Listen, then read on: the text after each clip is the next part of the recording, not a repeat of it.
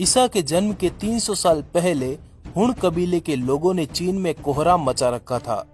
ध्यान रहे, जंगलों में रहने वाले हुणों के कबीलों ने चीन के राजाओं पर ताबड़तोड़ हमले करके अकूत अपार दौलत अपने कब्जे में ले ली। हुणों से परेशान होकर चीन के सम्राट शी हुआंग ने ईसा के जन्म के 245 साल पहले चीन की दीवार बना दी, जो आज भी विद्यमान है। इस दीवार के बन जाने के बाद हुणों का चीन में घुसना दूभर हो गया। इससे परेशान होकर हुणों ने पश्चिम की तरफ बढ़ना शुरू कर दिया। हुण लोग अत्यंत ही कट्टर, कड़क, असभ्य और बर्बर थे। लूटमार के द्वारा ही वे अपना जीवन निर्वाह करते थे। हुणों ने प्रचंड आंधी के समान पश्चिम की ओर बढ़ना शुरू किया और पश्चिम की युइसी जाति के लोगों पर अपनी जीत के झंडे गाड़े। ये युइसी जाति के लोग हुणों से डरकर सीर नदी के मैदानों की तरफ भागे। सीर नदी के इस इलाके में शकों का शासन था। युइसी जाति के लोगों ने इन शकों पर ताबड़तोड़ धावा बोला और शकों के राज्य को अपने कब्जे में ले लिया। ध्यान रहे, पहले हुणों ने युइसी जाति के लोगों के राज्यों को जीता, फिर इन युइसी जाति के लोगों ने शकों के राज्यों को जीता। यही समय था जब शकों की एक शाखा ने बैक्ट्रिया प्रदेश पर आक्रमण कर दिया और वहां के यवन राजा हेलियोक्लीज को टुकड़ों टुकड़ों में काट दिया। शक लोगों की जिस शाखा ने बैक्ट्रिया प्रदेश पर अपनी जीत के झंडे गाड़े थे, वही शाखा हिंदुकुश पार करते हुए भारत की तरफ बढ़ने लगी। भारत में घुसकर शकों ने पुष्प कलावती और तक्षशिला प्रदेशों पर अत्यंत ही क्रूर तरीके से आक्रमण करते हुए इन पर अपना अधिकार स्थापित कर दिया। ईसा के जन्म के 72 साल पहले शकों के एक कट्टर राजा मोअस का जन्म हुआ। यही शकराज मोअस था जो क्रूरता का दूसरा नाम था। अपनी अत्यंत विनाशक सेना के साथ मोअस ने मथुरा, महाराष्ट्र, उज्जैन पर भयभीत करने वाला हमला किया। उज्जैन की जीत के बाद शकों ने शक संवत की शुरुआत की। तीनों लोकों के अधिपति महादेव शिव को मानने वाले ये शक संपूर्ण भारत पर अपनी विजय पताका फहराना चाहते थे। पर शक अनजान थे उस वीर से जो मालव देश में बैठा शकों की नस्लें तबाह करने की कसमें खा रहा था, जो स्वयं वीर विद्वान कट्टर बाहुबल के साथ अपनी सेना का निर्माण कर रहा था। शकों की जड़ें हिला देने की कुव्वत रखने वाले उस देवतुल्य महामानव का नाम था वीर विराट सम्राट विक्रमादित्य उर्फ महाराज विक्रमसेन। कौन थे ये महावीर जिसे दुनिया ने विक्रमादित्य के नाम से नवाजा? सम्राट विक्रमादित्य आज से 2500 साल पहले राज राजा सम्राट महेंद्रादित्य के गर्जन। सम्राट ने 100 वर्षों तक लगातार शासन किया। उन्होंने पूरी दुनिया पर अपनी जीत के झंडे बुलंद किए। उस काल में सम्राट के नाम से दुनिया भर के लोग परिचित थे। अपने समय के महान वीर योद्धा विक्रमसेन के सामने खड़े होने की ताकत दुनिया के किसी भी योद्धा के पास नहीं थी।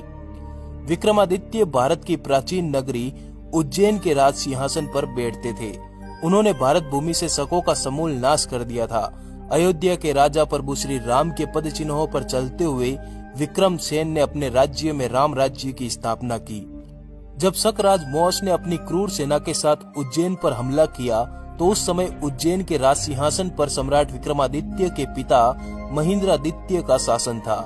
शकों ने उज्जैन को जीतकर उज्जैन के राजा महेंद्रादित्य को बहुत अपमानित किया। इस समय सम्राट विक्रमादित्य छोटे थे। अपने पिता के अपमान का बदला लेने की आग उस नन्हे बालक के मन में भभक रही थी। विक्रमादित्य के बड़े भाई भर्तृहरि मालवा देश के राजा थे। भर्तृहरि ने 40 ईसा पूर्व अपना राज्य त्याग कर वैराग्य धारण करके हरिद्वार की तरफ निकल गए। अब सम्राट विक्रमादित्य भी बड़े हो चुके थे। एक सुगठित शरीर का स्वामी विक्रम एक महान योद्धा बन चुका था। धनुष, खड़ग, असी, त्रिशूल, परशु आदि शस्त्र विद्या में उनका कोई सानी नहीं था। यही समय था जब सम्राट विक्रमादित्य मालवा देश के राजा बने। राजा बनते ही सम्राट ने अपने राज्य के शकों की बस्तियों पर धमाधम धावे बोले। उन्होंने मालवा प्रदेश से शकों का समूल नाश कर दिया। इसी समय सम्राट विक्रमादित्य ने विक्रम संवत की शुरुआत करते हुए संपूर्ण भारत से शकों के समूल नाश की प्रतिज्ञा की। अब सम्राट विक्रमादित्य जंगलों की तरफ निकल पड़े।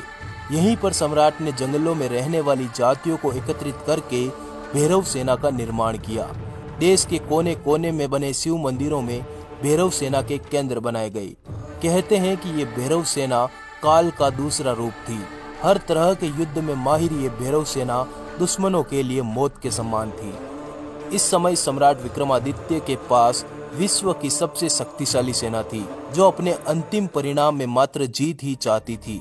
इसी सेना के साथ सम्राट विक्रमादित्य ने संपूर्ण भारत की भूमि को विदेशी शासकों से मुक्त कराने के लिए एक बृहत्तर अभियान चलाया। इसी समय उज्जैन के महाकुंभ का समय आया। संपूर्ण भारत की भैरव सेना उज्जैन पहुंची। महाकुंभ का स्नान होते ही ये भैरव सेना शकों पर काल बनकर टूट पड़ी। इस समय संपूर्ण भारत में 4 महाशक राजों का राज्य था। भैरव सेना ने इन चारों शक राजों को बंदी बनाकर सम्राट विक्रमादित्य के सामने उज्जैन लाया। यहीं पर इन शकों को समाप्त कर दिया गया। भैरव सेना ने संपूर्ण भारत में ऐसी विजयी पताका फहराई कि भारत के चप्पे चप्पे से शकों का नाश कर दिया गया। इन्हीं 40 से 50 वर्षों में राजा विक्रमसेन अखंड भारत पर एक छत्र शासन स्थापित करने वाले राजा विक्रमादित्य की उपाधि धारण की। अरब तक फैला था सम्राट विक्रमादित्य का शासन। महाराजा विक्रमादित्य का सविस्तार वर्णन भविष्य पुराण और स्कंद पुराण में मिलता है। विक्रमादित्य के बारे में प्राचीन अरब साहित्य में भी विस्तार से वर्णन मिलता है। उस वक्त उनका शासन अरब देश तक फैला था। दरअसल विक्रमादित्य का शासन अरब और मिस्र देश तक फैला था और संपूर्ण धरती के लोग उनके नाम से परिचित थे। इतिहासकारों के अनुसार उज्जैन के सम्राट विक्रमादित्य का राज्य भारतीय उपमहाद्वीप के अलावा ईरान, इराक और अरब देश में भी था। विक्रमादित्य की अरब विजय का वर्णन अरबी कवि जरहाम किंतोई ने अपनी पुस्तक शेर उल ओकुल में किया है। पुराणों और अन्य इतिहास ग्रंथों के अनुसार यह पता चलता है कि अरब और मिस्र देश भी विक्रमादित्य के अधीन थे। तुर्की के इस्तांबुल शहर की प्रसिद्ध लाइब्रेरी मकतब-ए-सुल्तानिया में एक ऐतिहासिक ग्रंथ पढ़ा है, जिसका नाम है शेर उल ओकुल। उसमें राजा विक्रमादित्य से संबंधित एक शिलालेख का उल्लेख है, जिसमें कहा गया है कि वे लोग बड़े ही भाग्यशाली हैं जो उस समय में जन्मे और राजा विक्रम के राज्य में जीवन व्यतीत किया। वह बहुत ही दयालु, उदार और कर्तव्यनिष्ठ शासक था, जो हर एक व्यक्ति के कल्याण के बारे में सोचता था। अपने देश के सूर्य से भी तेज विद्वानों को इस देश में भेजा, ताकि शिक्षा का उजाला इस तरफ भी फैल सके। इन विद्वानों और ज्ञाताओं ने हमें भगवान की उपस्थिति और सत्य के सही मार्ग के बारे में बताकर एक परोपकार किया है। इसी किताब में आगे लिखा है कि जहां विक्रमादित्य की सेना आक्रमण करती थी, वहां शत्रुओं की लाशों के ढेर लग जाते थे और शत्रु दल मैदान छोड़कर भाग जाते थे। रोम के शासक को बंदी बनाकर उज्जैन नगर में घुमाया।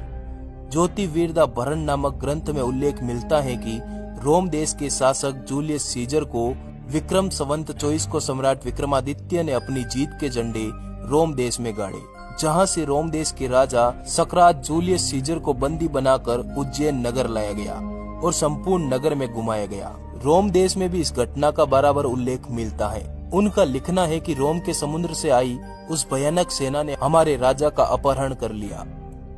कलहण की राजतरंगिणी के अनुसार 14वीं ईसा के आसपास कश्मीर में अंध्र युधिष्ठिर वंश के राजा हिरण्य के निसंतान मर जाने पर अराजकता फैल गई, जिसको देखकर वहां के मंत्रियों की सलाह से उज्जैन के राजा विक्रमादित्य ने मात्र गुप्त को कश्मीर का राज्य संभालने के लिए भेजा। नेपाली राजवंशावली के अनुसार नेपाल के राजा अंशुवर्मन के समय उज्जैन के राजा विक्रमादित्य के नेपाल आने का उल्लेख मिलता है। कहां से पढ़े सम्राट विक्रमादित्य का इतिहास? यह हमारे बच्चों का दुर्भाग्य है कि हमारे भारत के इस महान सम्राट के बारे में इतिहास में कोई जानकारी नहीं मिलती, पर हमारे ग्रंथों में सम्राट विक्रमादित्य का बराबर उल्लेख मिलता है। बेताल 25 और सिंहासन 32 की उन महान कथाओं में सम्राट विक्रमादित्य के इतिहास को अच्छे से जाना जा सकता है। डिमांडिंग पंडित का भारत सरकार से अनुरोध है कि जल्द से जल्द इतिहास में हमारे इन महान सम्राट को उच्चतम दर्जा दिया जाए। दोस्तों, इस वीडियो को अधिक से अधिक लाइक जरूर करिएगा ताकि ये वीडियो दूर दूर तक जाए। धन्यवाद, जुड़े रहिए।